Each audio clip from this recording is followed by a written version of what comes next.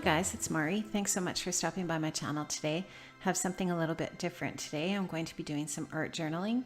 I'm going to be working in a watercolor field book, and I really like the paper in this book. It's 140-pound cold press watercolor paper. It's really, really nice for working with watercolors, obviously, and mixed media in general, but I did want to use some watercolor in this project today, so that's why I chose to work in this journal instead of some of the other journals that I have.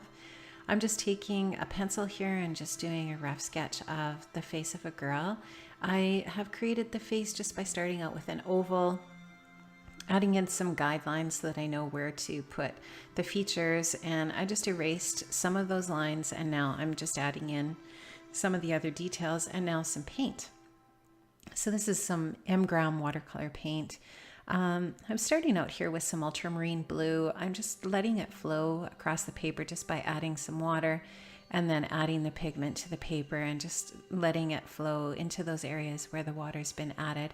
Really like how that looks, and I like the different lines that it adds to the paper and so on. And although some of them get covered up a little bit, you can see the general impression of those colors when the painting and the project is finished. And you know, with art journaling, when I'm doing art journaling anyways, I really like to use a lot of different layers on my projects.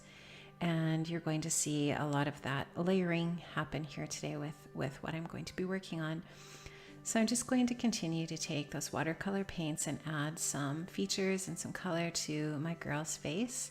And if you're going to be using watercolor or whatever medium it is that you're going to be using, you can stop whenever you want. I could have stopped here. There's some general shadows on the face now, and I could have started to add the detail to the eyes and the lips and so on.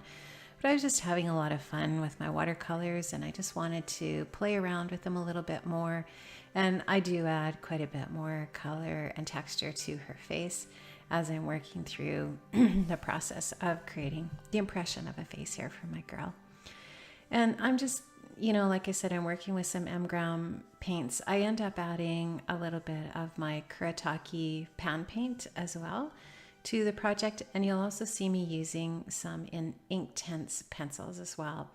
I really love using those Inktense pencils. You can just take your pencil, add the color down dry as you would with any other kind of colored pencil, and then you take your paintbrush with some water in it and you activate the color with the water in your paintbrush.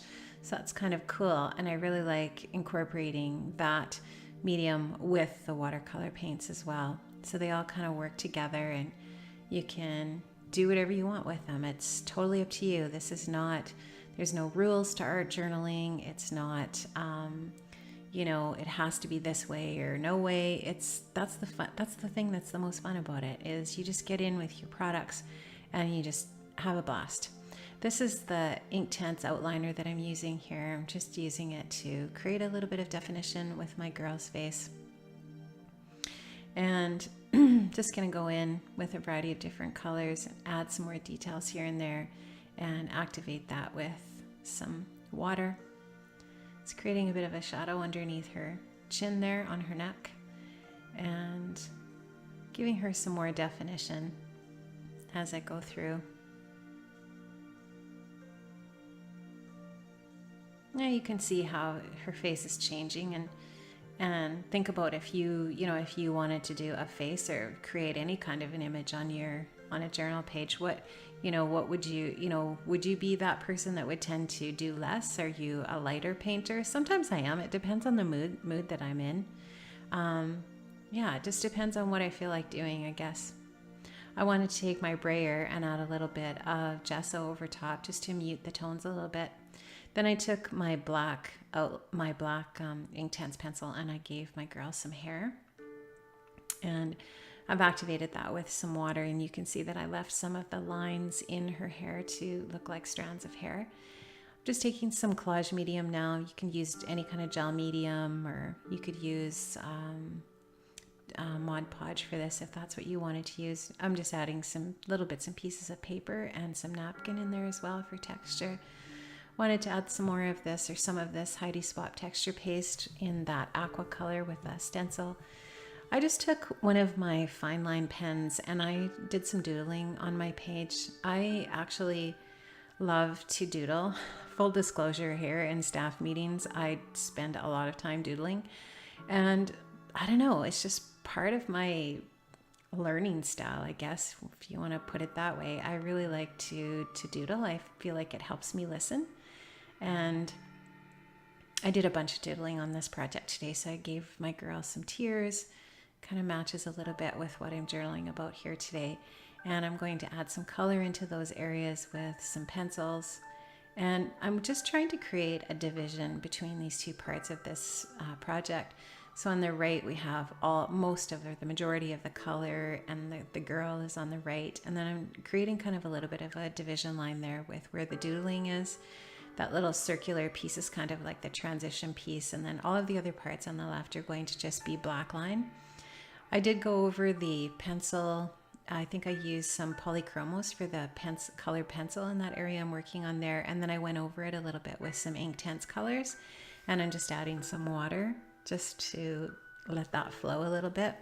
Gonna take some Inktense pencils over here onto my girl's face and just add a few little details. I add a little bit of a reflection in her eye with some white acrylic paint. And just adding some details here and there, going into those tears. And I'm going to just change my music right now. Sorry about that.